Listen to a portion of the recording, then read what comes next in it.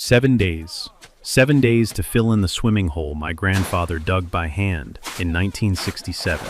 The one my kids learned to swim in. My father fished every summer until he couldn't anymore.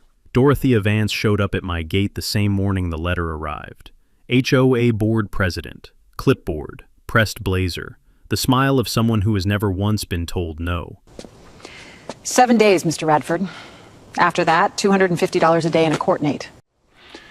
You don't have jurisdiction over my land. We'll let a judge decide that. Yeah! She turned around, got in her Audi, and drove back into the neighborhood she'd lived in for 4 years. I've been on this land for 58. What she didn't know, standing there with her clipboard and her confidence, was that she just handed me everything I needed to bury her. What would you have done? Drop it in the comments. Where are you watching from? To understand why that swimming hole was worth fighting for, you have to understand the man who built it. Duster Radford bought 42 acres of scrub pine ridge in Clarkfield, Virginia in 1952. Nobody wanted that land. Too rocky, too remote, too much work.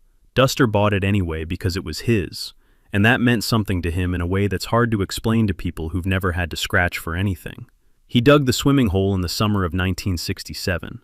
Spring-fed depression, about 60 feet wide, 8 feet deep at center. Did most of it by hand. The smell of turned limestone and wet clay hung over that part of the property for the rest of the summer. By fall, the spring had filled it clean and cold, and Duster set a flat limestone slab at the edge for a bench, heavy enough that 3 men couldn't move it without a lever. It's still there today. 3 generations of Radfords learned to swim in that hole. My father caught his first bass out of it. My own kids spent every July of their childhood, waist-deep in water so clear you could count the pebbles on the bottom. That's what Dorothea wanted me to bury under 6 feet of fill dirt. Now, 12 years ago, a developer named Carrington Properties bought up the surrounding ridgeland and carved it into a subdivision. Whispering Bluff Estates. 89 homes, a clubhouse, a set of CC and Rs thick as a phone book, and an HOA that took itself extremely seriously from day one. My property was grandfathered. I was there before the HOA existed. The county deed records made that clear. I wasn't a member. I wasn't subject to their rules. I was just a neighbor. That distinction, apparently, drove Dorothea Vance absolutely crazy. She'd been HOA board president for 3 consecutive terms.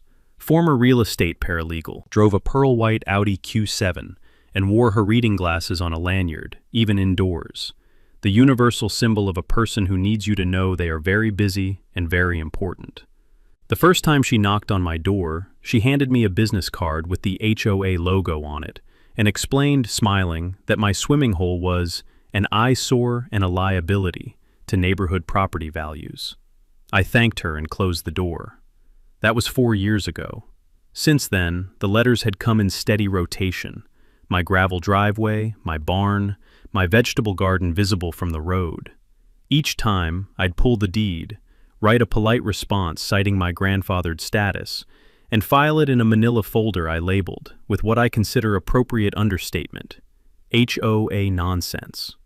But 3 months before the morning she showed up at my gate, something changed. The HOA quietly amended its CC and Rs to include a new provision.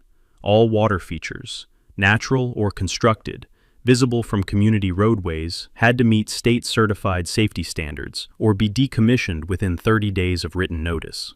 They mailed the amendment to all residents. I was not a resident. I didn't get a copy. I found out about it the way most people find out bad things are happening to them, from a neighbor at a gas station, 3 weeks after the fact. My neighbor Webb Trumbull, a retired county surveyor who'd lived on the adjacent parcel for 31 years, flagged me down on my way home. He'd heard about the amendment from someone at the hardware store. I drove home with the windows down, gravel crunching under my tires on the long driveway, the October air carrying that first cold edge that means winter's not far. I walked down to the swimming hole that evening and stood at the edge. The water was still. The cedar smell was thick. Duster's limestone bench was right where he'd left it. I wasn't going to let her touch any of it.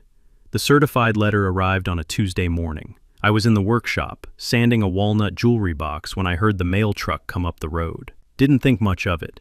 Walked out expecting a seed catalog and the electric bill. The yellow USPS certified envelope was sandwiched between them like it was trying to hide. HOA letterhead, Dorothea's signature at the bottom, underneath her name, in italics, for the community's protection and betterment. The letter cited their new CC&R amendment, referenced a Virginia Department of Health provision about impoundments, and gave me exactly 7 calendar days to fill, grade, and revegetate the swimming hole, or face $250 daily fines and a civil suit. I set it on my workbench next to the half-finished walnut box and stared at it for a long time.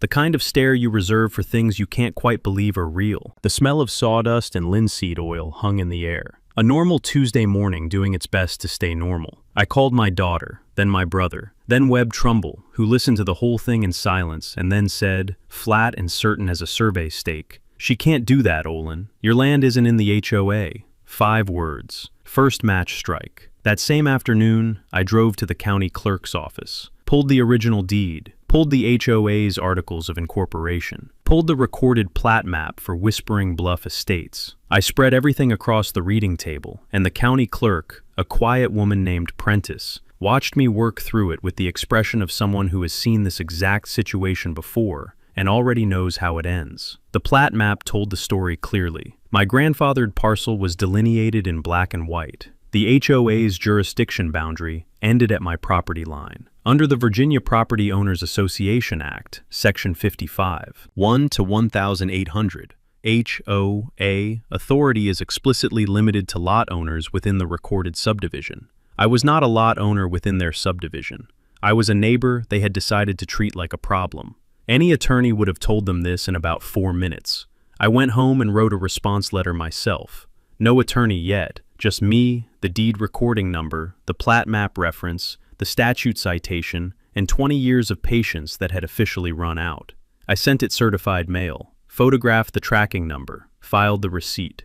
Takeaway: when an HOA sends you a notice, pull your deed and the recorded plat map from your county clerk's office before you do anything else. Jurisdiction questions are answered by documents, not by whoever has the nicer letterhead. 2 days later, Dorothea called me directly. First time she'd ever done that. Her voice was the temperature of a professional smile. Warm on the surface, nothing underneath. She told me the HOA's legal team had reviewed my response and stood by the notice.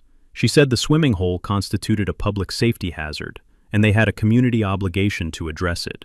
I asked her to put that in writing. She said she would. Then she hung up. She shouldn't have agreed to that. The written follow-up arrived 3 days later. Same letterhead, same language, slightly more formal, and now on record that the HOA was knowingly asserting authority over a non-member parcel after being formally notified it had no such authority. That distinction matters, a lot, but I'll get to why. That evening, I walked down to the swimming hole at dusk. The water was dark green-black, completely still except for the ring a bass made near the far bank, one quiet circle spreading out and gone. The cedar smell was rich and heavy, the way it gets when the air cools after a warm October day. I sat on Duster's limestone bench, put my hand flat on the surface. Rough, warm, gritty with lichen, still exactly where he'd set it. I thought about what Duster would have done with a certified letter from a woman who'd lived in the county for 4 years, telling him to destroy something he built with his own hands. I already knew the answer. Duster Radford did not fill things in. Neither would I. But I needed help, the kind with a law degree and a working knowledge of HOA governance documents. Because what I didn't know yet, sitting on that bench in the October dusk, was that Dorothea's letter hadn't just started a fight, it had started a paper trail, and that paper trail was about to become the most expensive thing she'd ever put her signature on. Dorothea didn't wait. While I was pulling deed records and writing certified letters, she was already moving to her next play. And I'll give her this. She was not a woman who did things halfway. If she decided to come at you, she came with both hands. She filed a formal complaint with the Shenandoah County Environmental Health Division. The complaint claimed my swimming hole was an unregulated impoundment, posing a vector-borne illness risk. Mosquitoes, standing water, public health emergency, the whole production. She attached photographs taken from the county road, with what must have been a decent zoom lens, a printed excerpt from Virginia's swimming pool regulations, and a letter on HOA letterhead describing the situation as a neighborhood health crisis requiring immediate government intervention. It was, I have to admit, a smart move. She couldn't force me to fill the hole herself, so she was going to get the county to do it for her. A county environmental health inspector named Merritt Dokes showed up at my gate the following Friday morning. Thin man, methodical, white pickup with the county seal on the door. He had a clipboard. They always have a clipboard. A water testing kit, and the expression of someone who has driven out to enough of these situations to know that the truth is usually somewhere in the middle, and usually less dramatic than the complaint. I met him at the gate and offered him coffee. He declined. We walked the path down to the swimming hole together, through the wild blackberry growing in thick at the edges, the morning air carrying that particular mix of turned earth and something faintly diesel drifting over from a neighbor's tractor running somewhere beyond the ridge. Merritt was quiet the whole walk down, set his kit on Duster's limestone bench. I didn't say anything about that, and got to work. He tested the water, measured the depth, checked the spring inflow, took notes in the careful, unhurried way of a man who has been doing this long enough to not be impressed by urgency. Then he told me what he found. Spring-fed water, it turns out, runs exceptionally clean when it hasn't been interfered with. The test results were well within acceptable ranges for any category of water use. More importantly, he explained that under Virginia Code Section 32.1-248, the state's swimming pool and bathing facility regulations apply to facilities open to the public or operated for compensation. A private, spring-fed pond on a grandfathered residential parcel, used exclusively by the property owner and family, doesn't qualify. Not even close. Dorothea's complaint was not actionable. Merritt left me a copy of the inspection results, shook my hand, and drove away. The whole thing took less than an hour. I stood there in the morning quiet after his truck disappeared up the road, listening to the spring running over the limestone lip into the hole, and thought about how much time and county resources had just been spent on a complaint filed by someone who had never once bothered to check whether the law she was citing actually applied. Takeaway: state health codes for swimming pools apply to public or commercial facilities. A private pond on your own land is an entirely different legal category, and a quick read of the actual statute makes that clear. I filed the inspection results in my manila folder. The folder, at this point, was getting thick. 2 days later, Dorothea's attorney entered the picture. A man named Fawcett, operating out of a strip mall in the next county, primarily handling property disputes for developers. He sent me a letter referencing Virginia's uniform statewide building code, suggesting the swimming hole might require a building permit as a water impoundment structure, and that failure to obtain one could constitute a code violation subject to county enforcement. The citation was, to put it charitably, creative. The argument required ignoring several key definitions in the very code section he was citing, but it was written on attorney letterhead with confident language, and I understood exactly what it was designed to do. Make me feel like the legal ground was shifting under my feet. Make me doubt. Make me wonder if maybe I should just fill the hole and be done with it. I photographed the letter, added it to the folder, which I had now relabeled in red marker. They're getting desperate. And I called a real lawyer. Her name was Britta Sohn, property rights attorney, Winchester, Virginia, specialized in easement and HOA disputes. She had the kind of direct, fast-talking energy that makes you feel like the conversation is already 3 steps ahead of wherever you thought it was going. I sent her the complete file, every letter, every certified mail receipt, the inspection results, Fawcett's creative building code citation, all of it, and she called me back the same afternoon. She didn't ease into it. They have no jurisdiction over your parcel. That's the first problem, for them, not you. The second problem is that by sending you notices purporting to impose fines after you formally notified them of that fact, they've potentially committed tortious interference with your property rights. The third problem is the most interesting one. She paused. I could hear papers moving. Their CC&R amendment, the one they used to justify this whole thing, was adopted without a proper membership vote.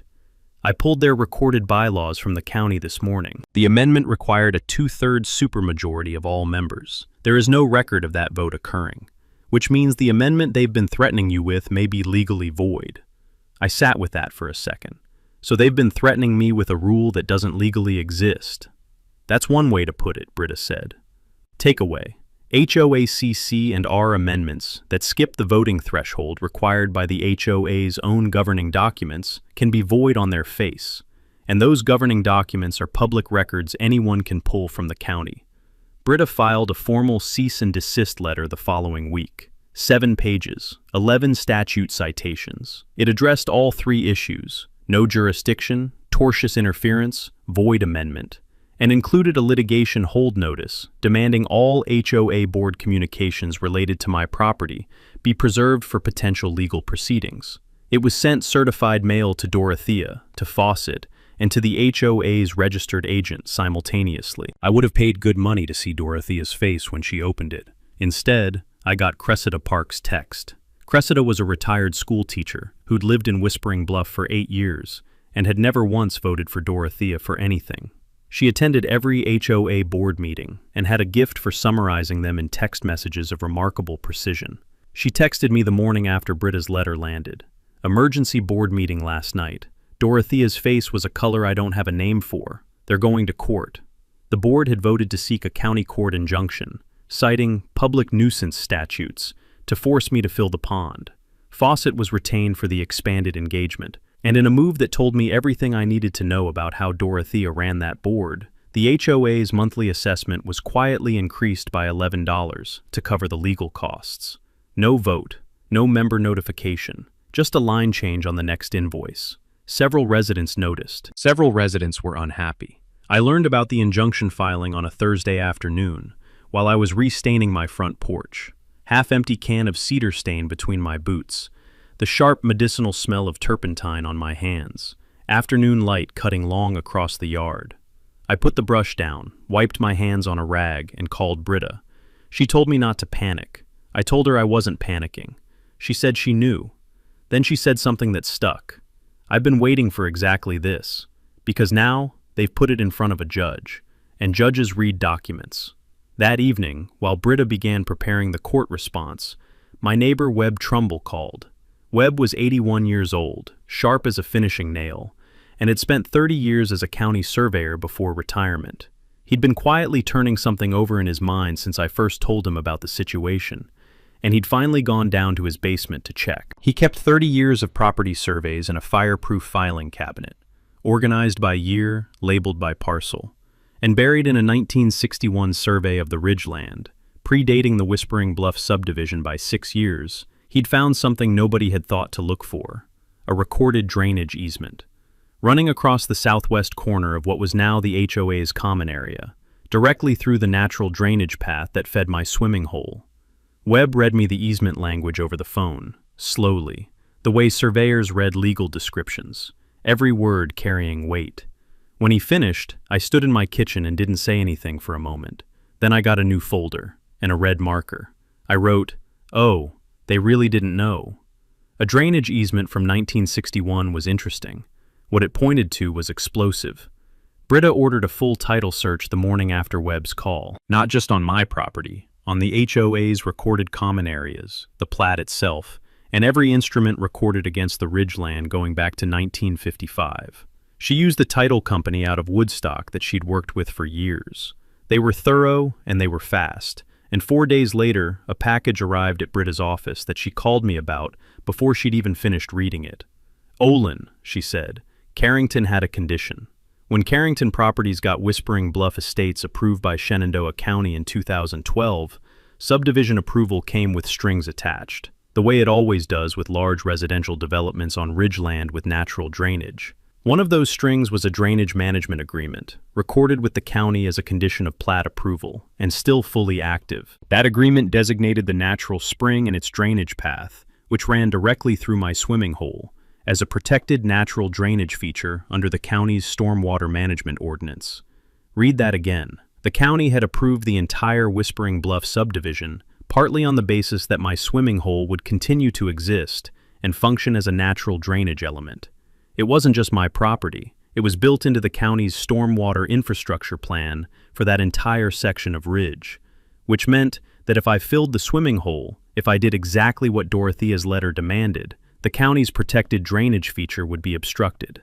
That would be a stormwater ordinance violation, committed by whoever caused the obstruction, which, per the demand letter, would be me, acting under HOA coercion, potentially making the HOA liable for instigating a regulatory violation on a non-member's land that they had no authority over in the first place. Britta put it in one clean sentence.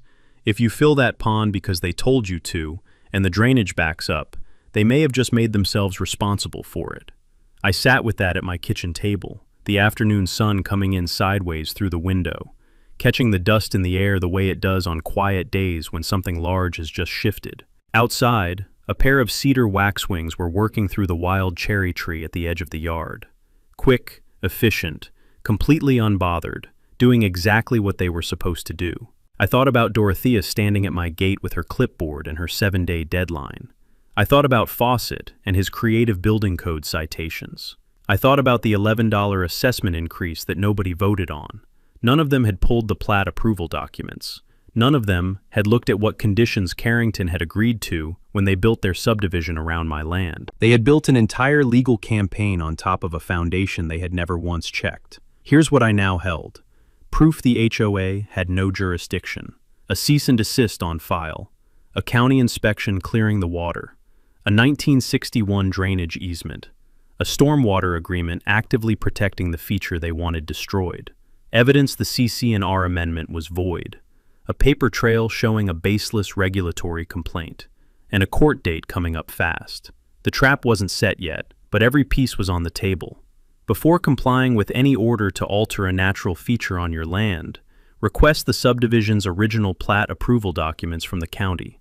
Drainage conditions recorded at approval are legally binding and often protect features the current HOA never knew existed. Britta and I met in person at her office in Winchester. 3rd floor walk-up, filing cabinets floor to ceiling, a window overlooking a parking garage that she had clearly stopped seeing years ago. She had the entire Radford file spread across a conference table. Legal pads, highlighted statutes, a timeline she'd drawn by hand on a yellow sheet that already had coffee rings on it. She looked up when I walked in and said, "We're running 3 tracks at once. You good with that?" I told her I'd spent 30 years managing 3 systems on a diesel pipeline at the same time. She nodded like that was exactly the right answer. Track 1 was legal. Britta filed Olin's formal response to the injunction petition, and attached to it a counterclaim against the HOA on 3 grounds: tortious interference with property rights, filing a knowingly baseless regulatory complaint with the county, and attempting to enforce a void CC&R amendment against a non-member. She also filed a formal request with the Shenandoah County Board of Supervisors, asking them to initiate a compliance review of the HOA's recorded drainage obligations under the stormwater agreement. This was the slow track. Courts move at their own pace, but every filing was a public record. Every document became part of a permanent file that anyone, a journalist, a real estate attorney, a prospective homebuyer doing due diligence on Whispering Bluff Estates, could pull and read. Takeaway: counterclaims and property disputes are public filings. They create a documented record that follows an HOA and can affect its ability to maintain community trust, secure financing, or defend future enforcement actions. Track 2 was regulatory. Following Britta's guidance, I contacted the Virginia Department of Environmental Quality, the DEQ, and filed a formal written inquiry asking whether the county-recorded stormwater drainage agreement covering my property's natural spring constituted a protected natural feature under 9 VAC 25-870, Virginia's stormwater management regulations. This was not a complaint. It was a question, a polite, formally submitted, written question that the DEQ was required to respond to on the record. The response, when it came, would be a government document, stamped, dated, signed, and permanently on file, the kind of document that ends arguments.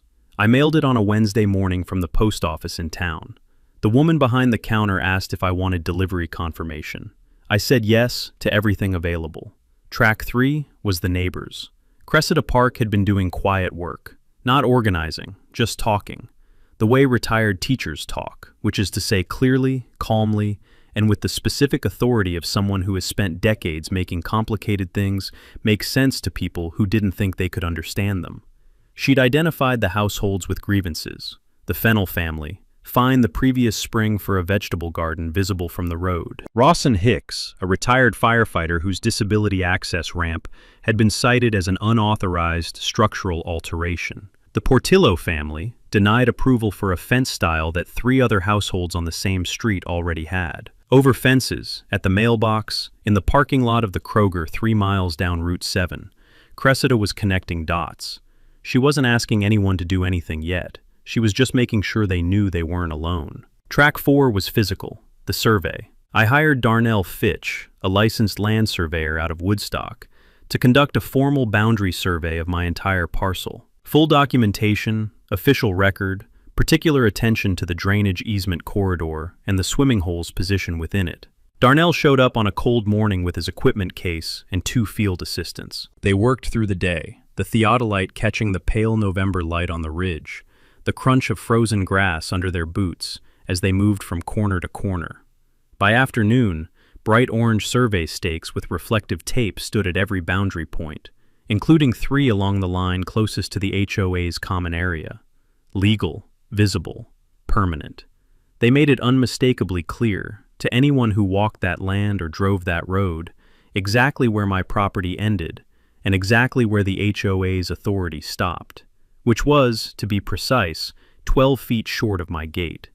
There was one more piece to the legal track, one I hadn't expected to be useful, but turned out to be maybe the most useful thing I did in the entire process. Under the Virginia Property Owners Association Act, Section 55.1-1815, HOAs are required to make their governing documents available to any person who requests them, including non-members who believe they're being affected by HOA actions. Britta formally requested the HOA's complete governance file, all meeting minutes, all amendment votes, all financial disclosures.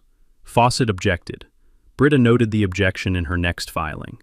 Every move they made was becoming part of the record, and the record was almost ready. While we were building the case quietly and methodically, Dorothea was getting nervous, and nervous people do one of 2 things. They back down, or they double down.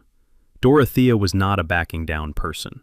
She started working the neighborhood narrative.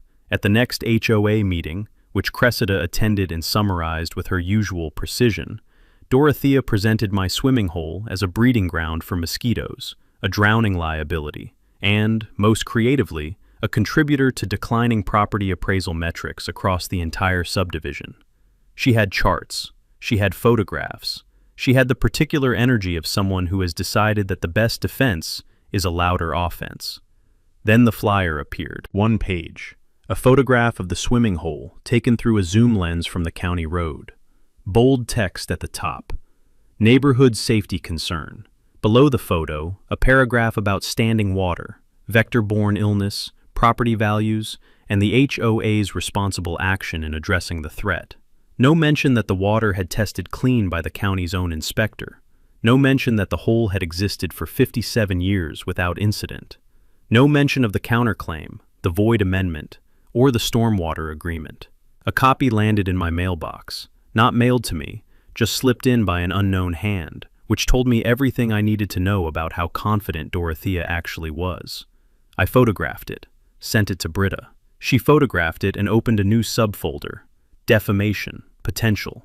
She noted that the property value claim in the flyer was unsubstantiated and potentially actionable if I could demonstrate damage. She filed it away the way good attorneys file things, not to use today, but to have when the moment came.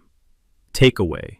Document everything an HOA sends or distributes about your property. Flyers, emails, meeting minutes. Unsubstantiated public claims about your land can have legal implications, but only if you have the paper trail to back them up.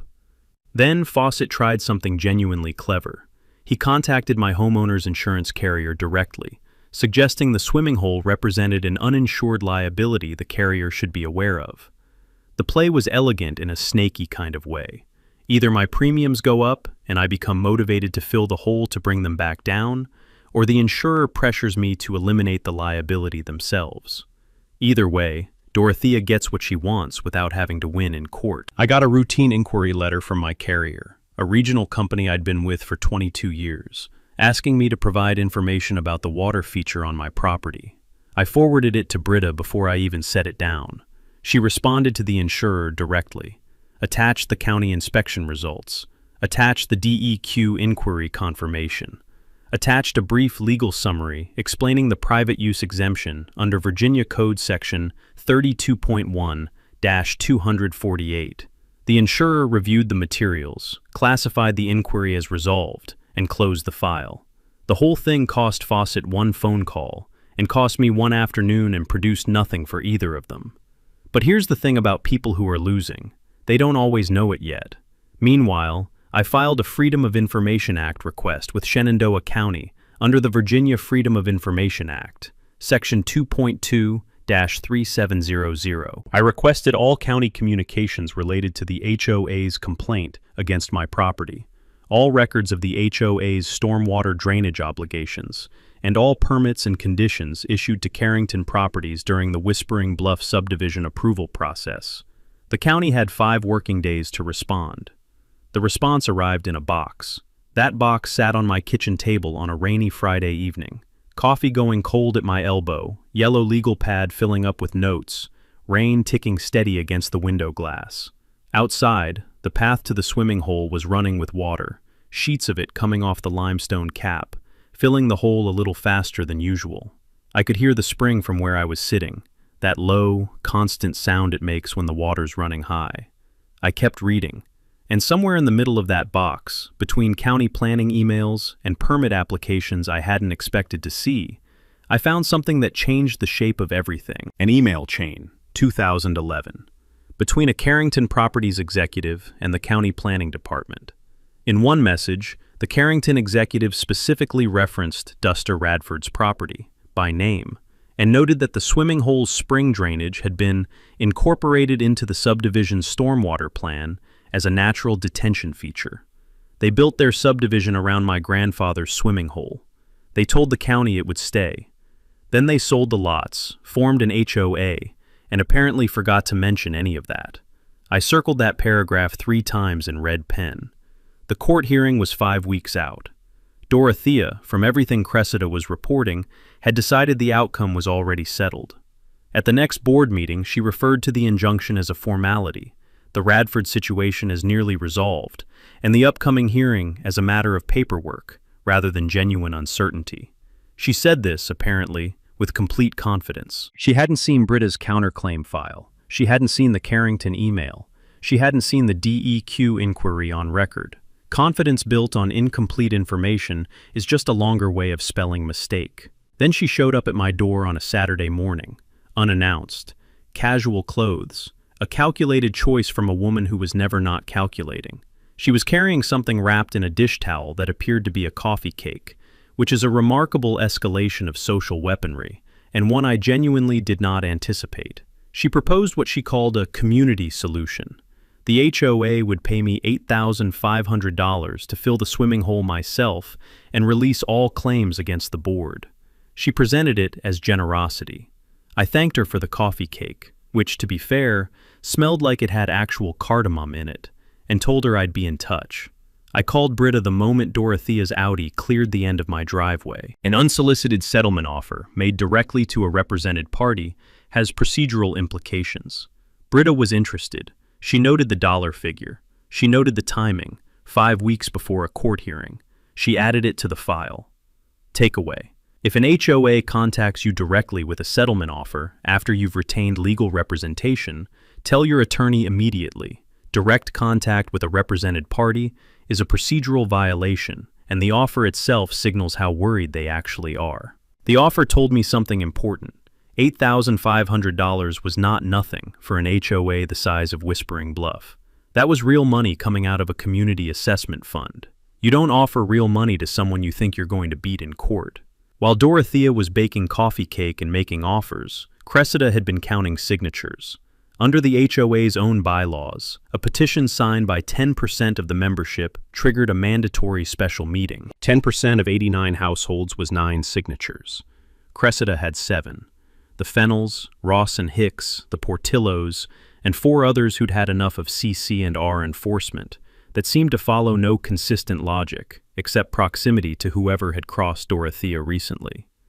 Then Dorothea made a phone call she should not have made. 3 of the 7 signatories received individual calls from her in the same week. Separate calls, same message, wrapped in different words each time, but identical in substance. Their pending requests before the Architectural Review Committee might be affected by their decision to sign the petition. Ross and Hicks, retired firefighter, front row HOA meeting regular, man with a decade-long dispute over a flagpole, recorded his call on his cell phone. He didn't know exactly why he did it. He said later it just felt like the kind of thing that should be documented. He was right. He sent the recording to Cressida. Cressida sent it to me. I sent it to Britta. Britta listened to it once, said nothing for a moment, and then said, "Keep that file backed up in 3 places." The recording didn't stop 2 more people from signing the petition. It accelerated them. Word got around the way word gets around in a subdivision of 89 households, where people see each other at the mailbox every morning. By the end of the week, the petition had 9 signatures. Then, a 10th arrived from a resident named Oleander Tibbs, 67 years old, retired firefighter like Rawson, and nursing a flagpole grievance of his own that had apparently been fermenting since 2014. The petition was delivered to the HOA's registered agent on a Thursday. The board was required to schedule a special meeting within 30 days. The DEQ letter arrived the following Tuesday. Certified mail. Official Virginia Department of Environmental Quality letterhead. It confirmed that the spring-fed drainage feature on my property, given its incorporation into Shenandoah County's recorded stormwater management plan, constituted a regulated natural drainage feature under 9 VAC 25-870. Any alteration, including filling, would require a DEQ permit. The permit process included a mandatory drainage impact analysis. Typical timeline: 4 to 8 months. Dorothea's 7-day deadline had required me to do something that would have taken 8 months to legally authorize. I read that letter, standing in my driveway in the thin October light, the kind that comes off the ridge in the morning and makes everything look like it's been lacquered. I read it twice. Then I folded it carefully, put it in my shirt pocket, and walked down to the swimming hole. The heron was there, standing on Duster's bench, still as limestone, looking at the water. I stood there with it for a while. Everything was ready. The Whispering Bluff, HOA. Special meeting was called for a Tuesday evening in November. The clubhouse parking lot filled up in a way it had never filled up for a routine monthly meeting. 41 of the subdivision's 89 households sent at least 1 member. People were standing along the back wall. Cressida was in the 3rd row, with a folder on her lap. Oleander Tibbs was in the 2nd. Ross and Hicks sat in the front row, 1 seat from the aisle, phone in his breast pocket, audio app already running. I was in the parking lot. Britta had advised me not to go inside, not because I couldn't, but because what needed to happen tonight needed to happen without me in the room. What I'd done was give Cressida everything: the DEQ letter, the Carrington email from the FOIA box, the drainage easement recording, the evidence of the void CC&R amendment, and a printed copy of Rawson's phone call transcript. Cressida had read every page, twice. Dorothea called the meeting to order at 7:05. She read a prepared statement about responsible governance, community safety, and the board's ongoing efforts to protect property values. 41 people listened. She did not mention the counterclaim. She did not mention the DEQ letter. She did not mention that the CC&R amendment she'd used to justify the entire campaign had been adopted without a legal vote. During the open comment period, Cressida raised her hand. She was recognized. She stood up the way retired teachers stand up when they've decided to explain something completely, without hurry, without performance, with the quiet authority of someone who has spent a career making complicated things make sense. She read the DEQ letter aloud, the part about regulated natural drainage features and permit requirements. She held up the Carrington email from 2011 and read the passage about my grandfather's swimming hole being incorporated into the subdivision's stormwater plan. She stated, clearly and without editorializing, that the CC&R amendment the board had used to threaten a non-member landowner had been adopted without the 2/3 supermajority required by the HOA's own bylaws, making it legally void. She said all of this in the same calm tone she once used to explain long division to 11-year-olds. Then she sat down. The room was quiet for a moment, the specific quiet that happens when 41 people are processing the same information at the same time. Then the questions started. Why had these documents never been shared with members? Why was the HOA spending community assessment money on a lawsuit against a property it had no jurisdiction over? Why had the monthly fee increased without a vote? 3 people asked variations of the same question in the first 5 minutes. Dorothea attempted to manage it. These were complex legal matters. The board was acting in good faith. This wasn't the appropriate forum for detailed legal discussion. Then Rawson Hicks raised his hand. He was recognized. He stood up, held out his phone, and said he had a recording he thought the members should hear. 15 seconds. Dorothea's voice, recognizable and clear, telling Rawson that his pending ARC application might be affected by his decision to sign the petition. The room went silent in a different way this time. Not processing quiet. Something has just happened quiet. Dorothea said the recording was out of context, that Rawson had misunderstood, that the meeting was getting off track. From the second row, one of the board members, Aldrich Spears, the HOA treasurer, asked quietly to see the financial statements for the legal fees incurred to date. Dorothea told him it wasn't the appropriate forum, he said, gently, but with the specific firmness of a man who has been a treasurer long enough to know what accountability looks like. I think it is. 2 days later, Shenandoah County Circuit Court. Judge Pruitt was a spare man in his late 60s who had been on the bench for 31 years and had the settled, unhurried manner of someone who has seen every variety of property dispute and stopped being surprised by any of them. Britta presented in 22 minutes. No jurisdiction, void amendment, active DEQ protection, Carrington Stormwater Incorporation, tortious interference counterclaim, documents for every point, statute citations in the margins.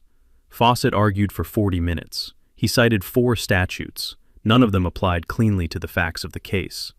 Judge Pruitt denied the injunction petition from the bench. He noted for the record that the HOA's enforcement action against a non-member parcel was, and I want you to hear this the way I heard it, without colorable legal foundation. That is judge language. What it means in plain English is, this should never have been filed. Britta and I walked out of the courthouse into thin November light.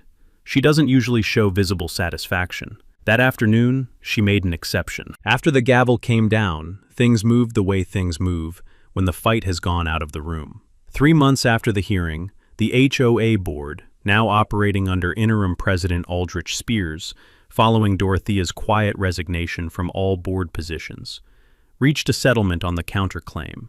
The terms weren't disclosed publicly. What I can tell you is that my legal fees were covered in full. The void CC and R amendment was formally rescinded by a proper membership vote, unanimous, as it turned out. The $11 monthly assessment increase that had been levied without a vote was reversed and credited back to residents. Fawcett's relationship with the HOA ended. He did not send a farewell card. On the regulatory side, the Virginia DEQ formalized its determination that my spring-fed swimming hole was a protected natural drainage feature under state stormwater regulations. That determination was recorded with Shenandoah County. What it means practically is that any future attempt to require the filling of that hole, by anyone for any reason, would require a full DEQ permit process and drainage impact analysis. The swimming hole is, in the most official sense available to the Commonwealth of Virginia, protected. Dorothea listed her home in Whispering Bluff Estates 4 months after the settlement. It sold in 6 weeks. She didn't attend the closing in person. Oleander Tibbs, at the first regular board meeting held under the new leadership, raised the flagpole issue he'd been carrying since 2014. It was approved in 4 minutes. He told me later it was the most satisfying 4 minutes of his retirement. Here's what I did with the settlement money beyond covering legal fees. I approached Shenandoah County's Parks Department with a proposal. A formal conservation easement on the swimming hole and its surrounding 2 acres, permanently protecting it as a natural area. The county accepted. The easement was recorded. What that means is that regardless of what happens to the rest of my property, regardless of who owns this land after I'm gone, that swimming hole stays exactly as Duster Radford left it. Spring-fed, limestone benched, cedar scented, Nobody fills it, nobody grades it, nobody sends a certified letter about it. Webb Trumbull, who found the drainage easement that changed everything, said he didn't want any recognition. He's 81 and in good health, and has better things to do than attend ceremonies. But with contributions from several Whispering Bluff residents who felt they owed something to how this ended, including Cressida, the Fennels, the Portillos, and Ross and Hicks, we established a small scholarship fund at the county high school, named for Duster Radford, for students pursuing degrees in environmental science, land use law, or civil engineering. The first recipient was a 17-year-old named Emmett Qualls, from 2 counties over, who wants to be a water resources engineer. I shook his hand at the ceremony in the spring. His grip was strong. His hand was still soft, the way young hands are. I thought about Duster's hands, which were neither of those things, and which built something that is now, formally and legally, going to outlast all of us. It's May now. The water is the same dark green-black it has always been. A great blue heron has taken to standing on the limestone bench in the early mornings, completely still, in that absolute way herons are still, which makes you feel like you're the one who is restless. I walk down the cedar path in the morning and stand there and watch it, and it doesn't leave, and the spring runs cold and clean over the limestone lip, and 57 years of use have left no mark on the water at all. Duster knew what he was doing when he set that bench where he set it.